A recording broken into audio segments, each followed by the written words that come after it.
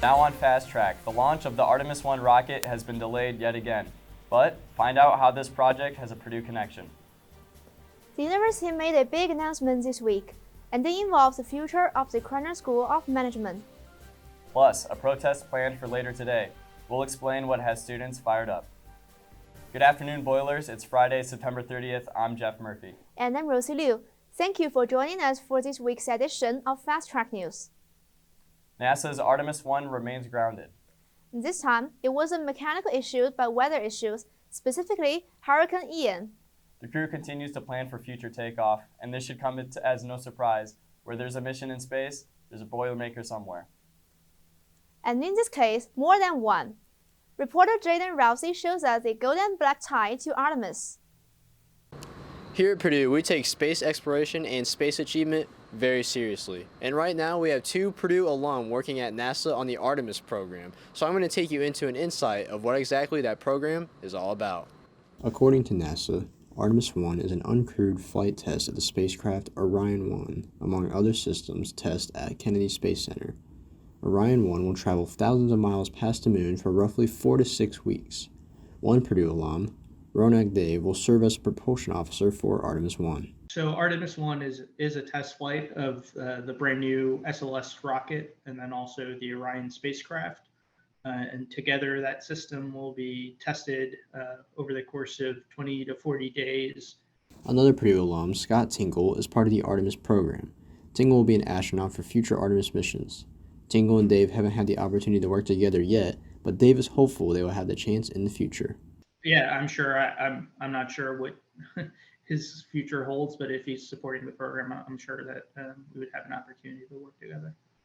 Dave explains that Purdue gave him skills outside of his degree that has been crucial in furthering his career and expertise. Yeah, I think something that I've talked about that Purdue and Purdue Engineering does really well is not just the technical, but you really learn how to learn, and in that you learn in the ways that you specifically learn. The launch is rescheduled for October 2nd due to Hurricane Ian. This is Jaden Rusi, reporting from Discovery Park. Fast Track News. Also on the topic of space exploration, NASA has completed the first ever space defense mission successfully on Monday. They targeted an asteroid 530 feet in diameter in an effort to see if they could move it. According to NASA, the Double Asteroid Redirection Test, or DART, is a mitigation technique for protecting the planet from an Earth-bound asteroid or comet if one was discovered. Researchers from Purdue were a part of the project by developing a simulator that shows just how devastating a potential asteroid impact can be. These tools estimate the environmental consequences of an impact, even events on Earth. Happening today, the group Me Too Purdue is holding a protest outside Hovde Hall at 5 o'clock. The protest is in response to a recent ruling from a U.S. District Court. That ruling was in favor of a former student who said she was sexually assaulted while here at Purdue. The group is calling for the Dean of Students, Katie Summersheim, and Vice President of Ethics and Compliance, Elisa Rawlick, to resign or be terminated. Me Too Purdue says the two were responsible for suspending the student. The group claims that the suspension is part of a larger problem at the university when it comes to believing and supporting sexual assault survivors. The university issued a statement in support of both the dean and VP, saying in part that it disagreed with the ruling and stands by its policies and procedures. Purdue football is preparing for its second Big Ten matchup of the season. The Boilers will take on number 21 Minnesota tomorrow at noon. But we are still enjoying the homecoming win last weekend over Florida Atlantic. Fast Track was there through the exciting, and at times nail-biting moments of the game. Sports anchor Abby Plumback will recap it for us later in the broadcast. There's a new space for Purdue bands and orchestras now on campus. Hagel Hall was dedicated last Friday. The building was named after donor Mark and Sharon Hagel. According to a university news release, the 22 million and over 37,000 square foot facility is located at 3rd and Russell Streets. It's 4 stories tall and features accessible and environmentally controlled rehearsal spaces, and will provide students with a brand new space for learning and performing. Purdue has received $12 million from the U.S. Department of Agriculture. The funding will help family forest owners practice climate-smart forestry in Indiana. Purdue will use advanced digital forestry technologies, to do the measurement, monitoring, reporting, and verification of carbon sequestration. The work will result in a web-based tool that landowners can use to estimate and predict the climate-smart commodity market potential of their properties. According to Director of Purdue's Integrated Digital Forestry Initiative, Song Linfei, American families own nearly 40% of the nation's forests, yet few of them take part of field forest carbon projects. However, Fei says with proper management, trees can grow faster and sequester more carbon. Well, it certainly seems like fall has arrived in West Lafayette. I think I might have even seen a couple of leaves changing colors. As we change the calendar to October, will this weather stick around? Meteorologist Marcus Truccio is here with a first look at your forecast. Yeah, I would say that the sweater weather is definitely sticking around, especially today. We're going to have a high of around 69 degrees. Some areas might get up to around 70, but the humidity is going to stay very low. So when it's that dry, the air will be crisp. It might even feel a little bit cooler than it is outside and what it's reading on the thermometer. As we take a look at the hour by hour for today, you'll see that noon is still going to be pretty cool, below 60 at 59 degrees. But as we work through the afternoon, the sun will do its job. It'll heat us up to around 66 degrees. But as soon as the sun sets, that temperature is going to go way back down. We're going to have about 56 degrees after sunset at 9 p.m. and midnight or after if you're out with any Friday night plans. After midnight, we will drop into the 40s and maybe even the 30s by sunrise on Saturday morning. As we take a look at the rest of the weekend, low of 44 on campus for Friday night. Saturday, we're going to be back closer to average. We're going to take it up a couple degrees to 72, which is actually right on par for average for this time of year. It'll be a little bit warmer. We'll have plenty of sunshine and those winds still light with a low of 49, and much of the same for Sunday. This is going to be a beautiful fall weekend with those average temperatures and a lot of sunshine. Really, you can get out and enjoy the weather, whether you're going out hiking, going for a picnic on Memorial Mall. It'll be a great weekend for any of those activities. I'll be back in just a bit with your full forecast. Purdue student government held their weekly meeting Wednesday night, and senators had a deep discussion about Bill 22 to 25. That bill focused on combing two programming committee groups. Press Secretary Evan Kreis provided an explanation of the bill. So that bill was specifically a little bit of a change on our internal work. Those two groups, they kind of have very similar goals. And so in my history, I've seen a lot of overlap between those two orgs, a lot of stepping on toes, a lot of there's a lot of fighting against each other and not really working with each other. So putting those two groups together will help make sure that they're working together and not against each other. Secretary Kreis also spoke about how PSG pursue to manage their relationships with other organizations on campus. Coming up, Purdue announced its next big leap, and it involves big business. What does it mean for Crowners? We'll break it down after the break. Plus, where does Purdue rank on a nationwide list of how it supports free speech? We'll let you know. You're watching Fast Track News. Football. It's the best time of the year. You know what else is great? The world's largest and fastest mascot. You can't have Purdue football without the trains. Look for the Reamer Club outside Stewart Center, 12 to 5 p.m. on Fridays before home football games, for your chance to ride the Boilermaker Special for free. See you then.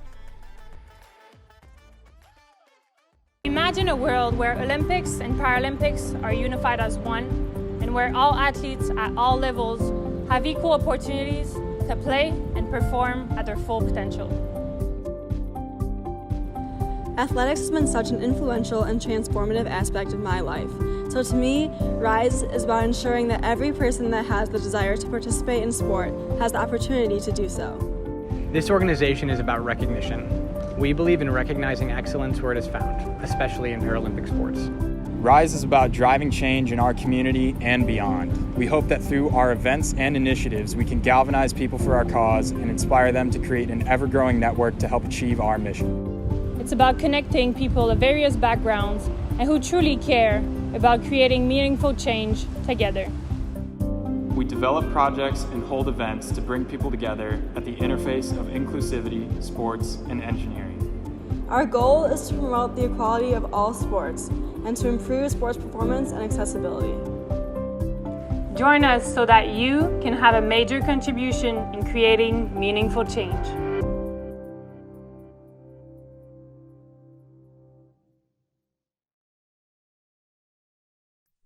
Purdue's making another big move. This time, it means reimagining the Krenner School of Management into a new school of business. Andrea Yu explains why the university believes the change will better prepare boilers for the future. Purdue recently announced on Friday, September 23rd that they plan to rebrand the School of Management into a new School of Business. Purdue hopes that this new change will prepare tomorrow's leaders and entrepreneurs, all while receiving the classic pillars of a Purdue education. The plans for the new school will be made possible by a large university investment, as well as fundraising efforts. Purdue President Mitch Daniels said that students in the new School of Business will enter the world thoroughly prepared for leadership and managerial excellence. Purdue's School of Management has grown almost 33% in the last 3 years. Investing into the new School of Business will continue to grow Purdue's population as well as the size of the current building through renovation. Both the Purdue School of Management as well as the Krenner Graduate School of Management will be collectively renamed as the Purdue School of Business. With Purdue already excelling in both undergraduate and graduate engineering programs, this step towards a School of Business will continue to solidify Purdue's standard of national distinction. Reporting for Fast Track News, this is Andrea Yu. In a news release, the university says it plans to begin rolling out its first phase of enhancements for the new School of Business next fall. Purdue is ranking the number 3 best college of free speech according to a new survey. The survey was conducted by the Foundation for Individual Rights and Expression, also known as FIRE. This ranking is higher than last year's number 6. The rankings are based on surveys from 45,000 students and more than 200 colleges. For Purdue specifically, the survey indicated strong administrative support and a good speech climate. Purdue is the highest-ranked college in both Indiana and the Big Ten. If you're having trouble finding a spot to study at your favorite library on campus, there's now an app for that. It's called Waits, with a Z. The app shows you in real time what campus libraries are open and how full they are. The app also includes a best area feature where you will have the most luck finding a seat or open computer. And that might come in handy when you want to cram for all those midterms that are right around the corner. The Big Ten Student U program gives students who are interested in sports broadcasting a unique opportunity. These students get a chance to produce live sports broadcasts for the Big Ten Network, and Fast Track guest contributor Brendan Gorham takes us behind the scenes. In just a few short hours, Holloway Gymnasium will be packed full of Purdue volleyball fans. But for those who chose to watch at home, they should thank members of the Big Ten Student U program for their broadcast. Ashley Mazzico is a junior studying film and video studies. Today, she'll be one of the crew members leading the way as the director of the show. I'm in charge of cutting all the cameras, basically telling them what to do, what to shoot, balancing all the colors pregame. So there's definitely some pressure involved with directing. You kind of just show up and you're like, it's on. Mazzico is one of around 10 members on the crew, each of them having their own specific job. So we got the 4 cameras. They're shooting everything during the game. We got the score box who will keep track of the score, time, everything. We got the Viz, which is the graphics operator. This brings just a few different elements to the show. We got the replay, pretty self-explanatory. They play replays. And then we got the producer. The producer basically is in charge of the show, all the storytelling in the show. So, who do you hear talking over the game? That would be play-by-play announcer Craig Combs. My responsibilities are essentially the host of the show. I welcome everybody into the show. I close the show. But during the games, my responsibilities are to call the live action that I watch on the court or the field that I'm assigned to for that week. I like telling stories. You ask anybody in my family, I've been a storyteller for a long time. I like lending my voice to the game that I'm watching because we're telling stories. That's what our job is. When everything comes together, it creates something like this. Get out of here with yet another win. Ava Torrance sends it away. Ball State plays it. Set up at the net. Dug out. Hornog into the table, able to get it. Torrance gets it over. Boilermakers getting the win with the block. According to the Big Ten Network's website, around 500 students participate in this broadcasting program each year. Let's turn to weather now. Marcus, how does a weekend look? Yes, so as we take a look ahead, I'll be right back with the full forecast, but we're going to take a look around the country, talk about the hurricane down in Florida and also the game up in Minnesota, where we will have a drought update for our area. We haven't seen some rain in a while, and how long will this nice stretch of fall weather last? All coming up in just a bit. Being involved in the 3-year program at Purdue made it easier to say to myself I could get done in 3 years. The 3-year program helped save me a ton of money. In not completing my 4th year, I would save around $30,000. It will give you an advantage, if anything. Doing the 3-year program at Purdue has shown me that I have motivation to do whatever it takes to get my degree.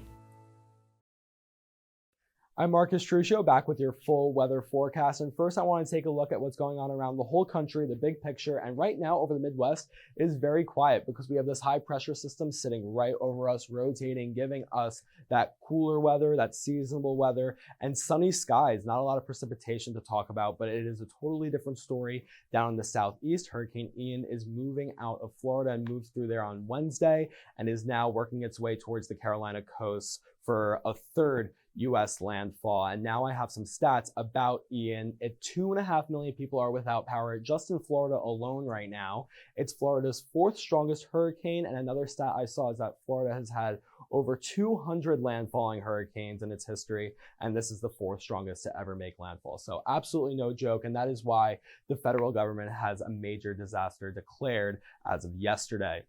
Now, here are some numbers. It made landfall in Southwest Florida with 150-mile-per-hour winds, and those winds made it on land with a wind gust reported at Punta Gorda, Florida, which is a little north of Fort Myers, if you know where that is, at 140 miles per hour. And the rainfall total, the highest that we've seen so far, is almost 2 feet of rain, 19 inches in Englewood, Florida, which is between Tampa and Fort Myers. Now, as we take a look a little closer to home, a big story around here right now is the drought conditions. This yellow right here is actually showing abnormally dry conditions, not technically drought, but this is working back in recent weeks because we haven't seen too much rain.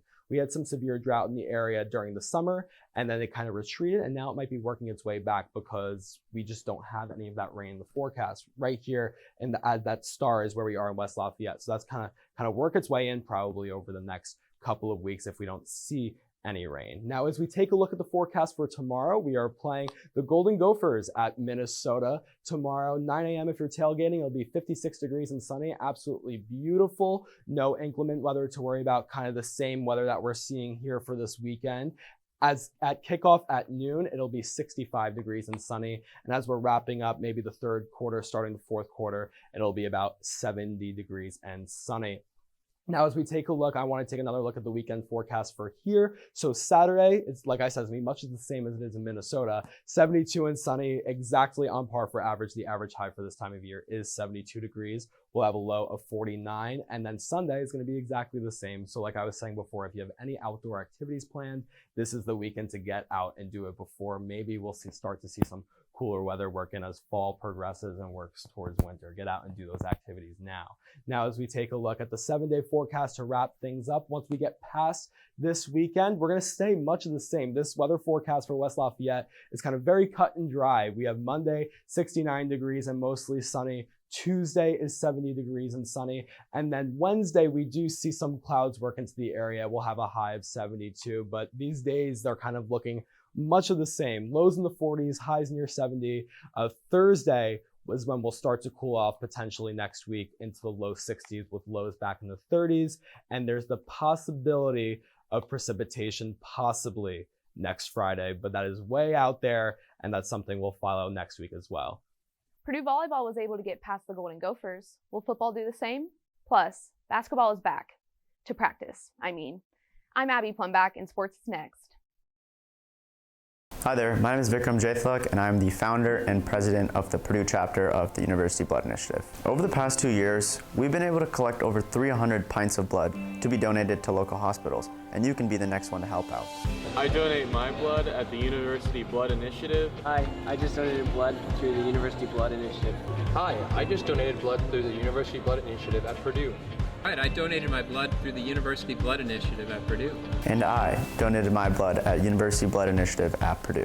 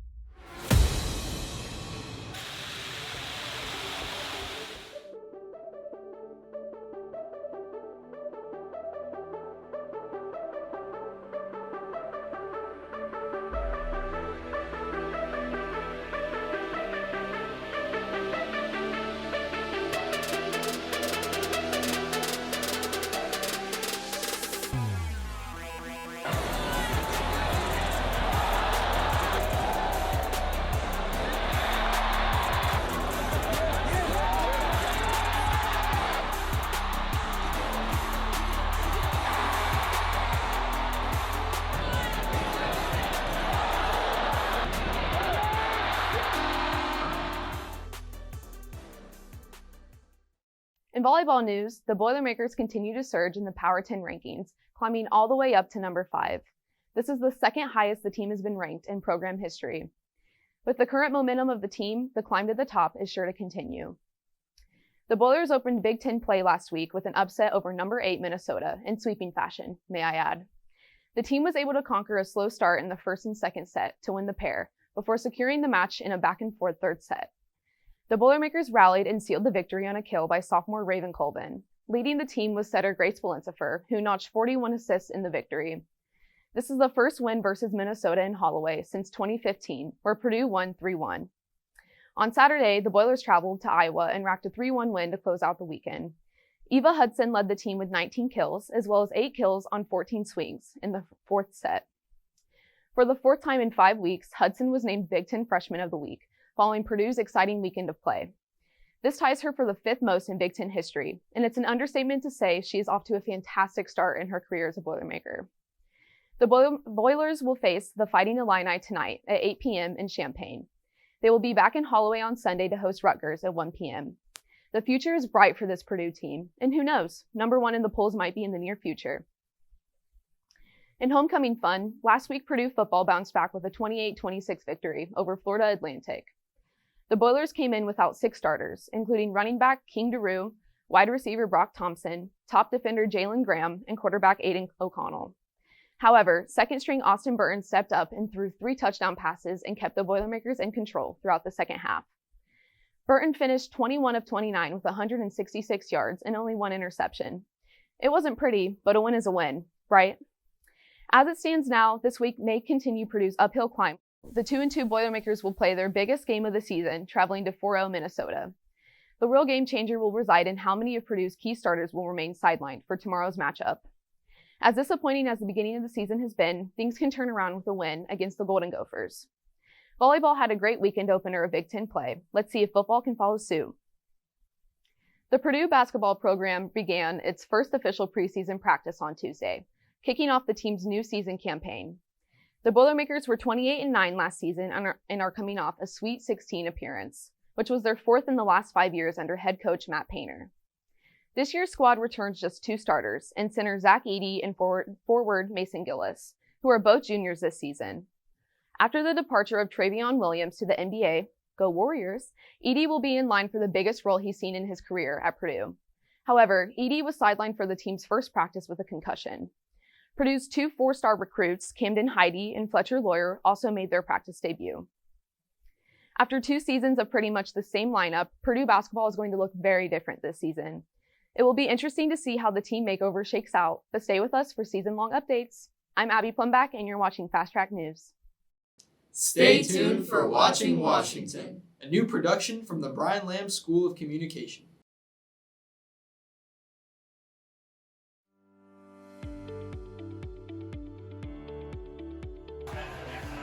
Are you looking for a new hobby? Or do you want to have a fun evening with your friends?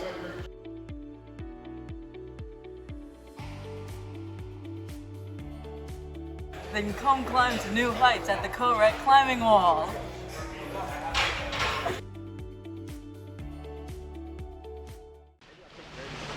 I work for Student Life because I'm able to develop leadership skills that will carry over after college.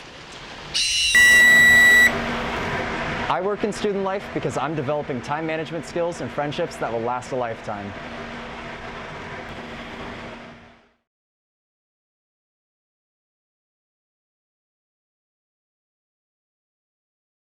All right, I want to take one last look before we go at the 7-day, and I've kind of been hyping up this weekend. It's going to be a beautiful weekend to get outside. 72 degrees on both Saturday and Sunday with bright and sunny skies. And as we work our way into next week, it's going to be much of the same. Monday at 69 degrees and sunny. Tuesday, 70 degrees with lows in the 40s. Maybe some clouds around on Wednesday. Thursday, we're going to cool off a little bit. We'll have highs in the low 60s and lows in the upper 30s. And then, like I was saying before, we might have a precipitation chance as we work into next weekend, but those are still details we have to work out.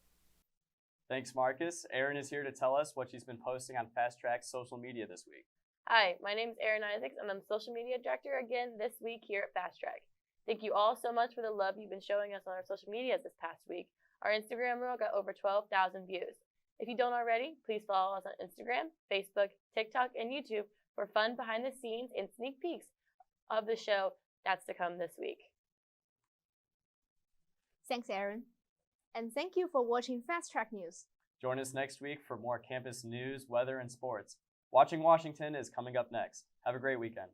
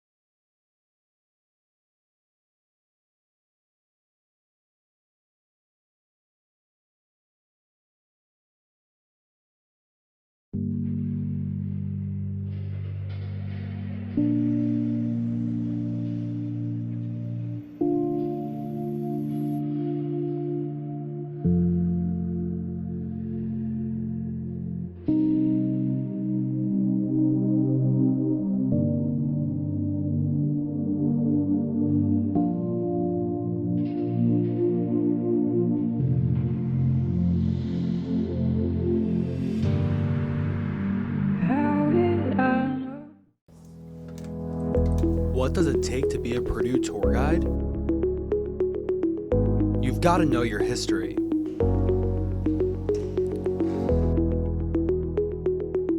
You have to know your facts.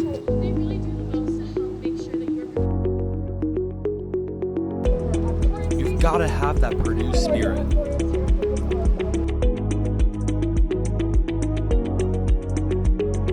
And you have to walk backwards.